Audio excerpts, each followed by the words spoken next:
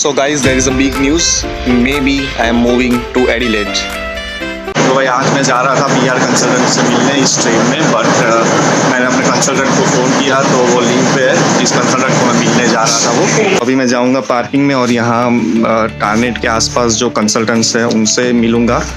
तो अभी रही बात कि why I am going to educational consultants. तो ऑस्ट्रेलिया में आए हुए मुझे 5 मंथ्स हो गए और अब मुझे यहाँ की रियलिटी पता चल रही है पीआर के रिगार्डिंग। देखो, मेलबर्न में पीआर इम्पॉसिबल है ऐसा नहीं है, पर बहुत ही मुश्किल है। अब मेलबर्न जो विक्टोरिया स्टेट में आता है, तो पूरे विक्टोरिया में अभी पीआर लेना बहुत मुश्किल है। और दूसरी जगह है सिडनी, तो सिडनी और मेलबर्न दोनों में पीआर लेना मुश्किल है, क्योंकि यहाँ की गवर्नमेंट स्ट्रेटजी बना रही है कि सबको रीजनल एरिया में मूव होना पड़े। तो अगर आप रीजनल एरिया में जा रहे हो तो आपके चांसेस ज़्यादा बढ़ जाते हैं। तो अभी बस मैं उसकी इन्फॉर्मेशन लेने के लिए जा रहा हूँ और ये 5 महीने में मुझे जो इन्फॉर्मेशन मिली है वो सब मैं आपके साथ शेयर करूँगा। तो देखो, मेलबर्न में कुछ ऑक्यूपेशंस है जिसकी अभी भी डिमांड है, जैसे आईटी, सिविल, आर्किटेक्चर, मेडिकल की सब लाइन और रजिस्टर्ड नर्स वगैरह की अभी भी डिमांड है। जिसको पॉइंट्स कम इकट्ठे करने हैं और वो मेलबर्न में ही रहकर पीआर हो सकते हैं। बाकी उसके अलावा जैसे मैंने बायोमेडिकल इंजीनियरिंग किया है तो मेरे लिए ये बहुत ही हार्ड है, क्योंकि बायोमेडिकल इंजीनियरिंग के अभी 85 पॉइंट्स चल रहे हैं और वो करना बहुत ही मुश्किल है। और इससे अच्छा है कि वो लोग रीजनल में बहुत सारे अच्छे फ़ायदे दे रहे हैं अगर आप रीजनल एरिया में मूव हो जाओ तो अभी वो ऑप्शन मैं ज़्यादा कंसीडर कर रहा हूँ। तो उसका ही डिसीजन मेकिंग चल रहा है कि मैं मेलबर्न में रहूँ या आगे एडिलेड में मूव हो जाऊँ। बिकॉज साउथ ऑस्ट्रेलिया में बायोमेडिकल इंजीनियरिंग को स्टेट स्पॉन्सरशिप मिलती है, तो 15 पॉइंट मुझे उसके मिल जाएंगे। तो देखते हैं, जाते हैं कंसल्टेंट के पास। इनकी हालत देखो। तो ये है टारनेट स्टेशन। तो यहाँ पे ये जो मेन पार्किंग है वो तो पूरा फुल हो चुका है, और उसके अलावा ये जो एक्स्ट्रा मतलब ये लीगल पार्किंग नहीं है, पर उसके अलावा अभी इतनी सारी कार्स पड़ी हुई है।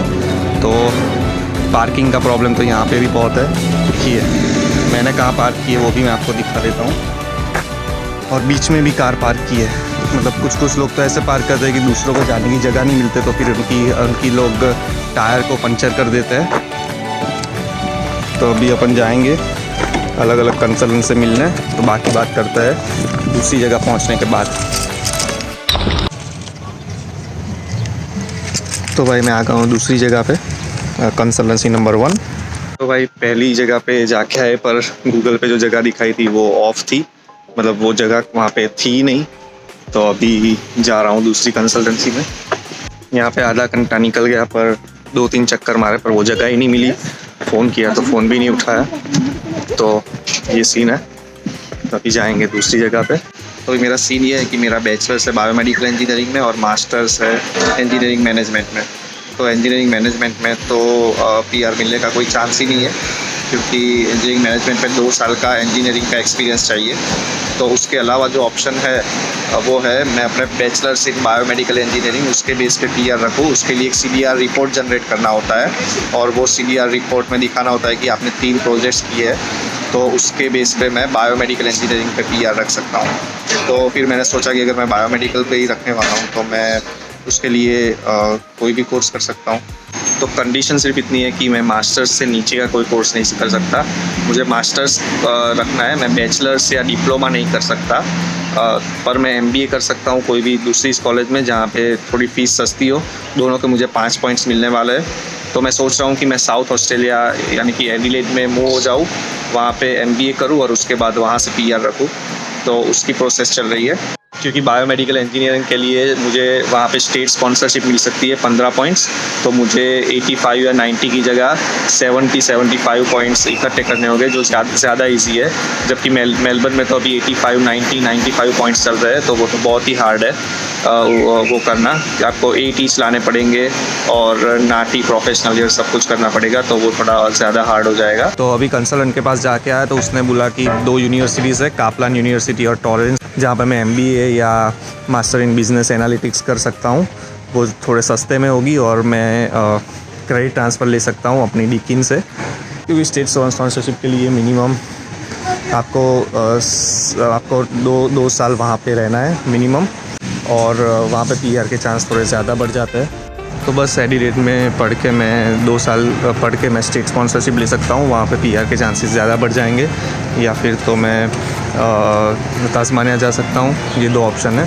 तास्मानिया में तो ऐसा है कि 2 साल अगर आप पढ़ो, उन्होंने मुझे ऐसा बताया कि 2 साल पढ़ो और आपको मिल जाएगा। अभी जाएंगे हम पार्किंग की तरफ, क्योंकि यहाँ पे पार्किंग पेड है। 2p मतलब यह है 2p। सो 2 आवर्स तक आप पार्किंग कर सकते हो फ्री में, उसके बाद पैसे लगते हैं। तो मेरे 2 घंटे ख़त्म होने को आए, तो मैं कार ले लेता हूँ। तो बस वही सीन है। 2 टाइप के वीज़ाज़ पे फोकस करना है, 190 और 491। सो 190 में क्या है कि डायरेक्ट पीआर मिल जाएगा, और 491 में आपको 3 साल तक रीजनल एरिया में रहना पड़ेगा और मिनिमम इनकम थ्रेशोल्ड दिखाना पड़ेगा। तो 190 के लिए आपको 2 साल रीजनल एरिया में पढ़ना है। और अगर आप तास्मानिया या डार्विन में जाते हो तो वहाँ की स्टेट की ये ऑफ़र है कि अगर आप वहाँ 2 साल तक पढ़ते हो तो आपको 2 साल के बाद डायरेक्ट पीआर मिल जाएगा।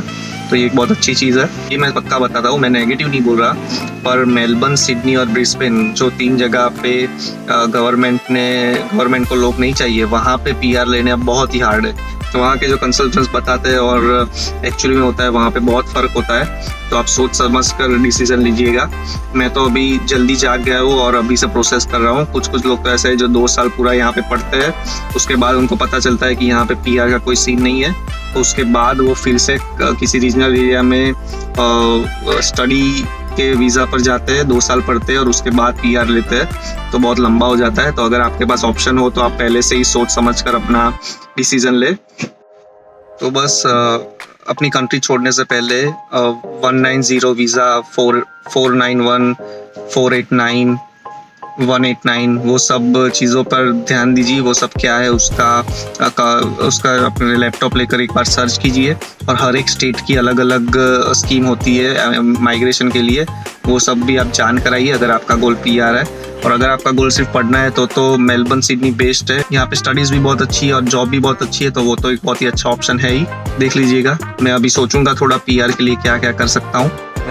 ये देखो, मैंने तो वैसे ही पार्किंग किया था, पर यहाँ TAFE वाली कॉलेज है जो ट्रेडी कोर्स करवाती है। तो ऐसे भी इंस्टीट्यूट्स होते हैं। तो अगर आपके पास आफ्टर 12th आ रहे हो तो इसके बारे में भी आपको थोड़ा जान के थोड़ा बहुत सोचना चाहिए, क्योंकि ये एक बहुत ही अच्छा ऑप्शन है पीआर के लिए। अगर आपके पास प्लम्बिंग, इलेक्ट्रिशियन या ऐसी कोई भी स्किल है, या फिर वो स्किल लेकर आप यहाँ पे आ सकते हो, ऐसी पॉसिबिलिटी है, तो उसको आप पहले कंसीडर कीजिएगा। बहुत ज़्यादा अच्छा रहेगा आपके लिए। मेलबर्न, सिडनी या ब्रिस्बेन आने के लिए सोच रहे हैं तो थोड़ा सोच समझ कर आइएगा। पीआर की कंडीशंस को कंसीडर करके आइएगा, वरना ऑस्ट्रेलिया है तो बहुत ही मस्त मज़ा आएगा। और ये एक चीज़ आप ध्यान में रखिएगा ताकि आपका टाइम पीछे से ना बिगड़े।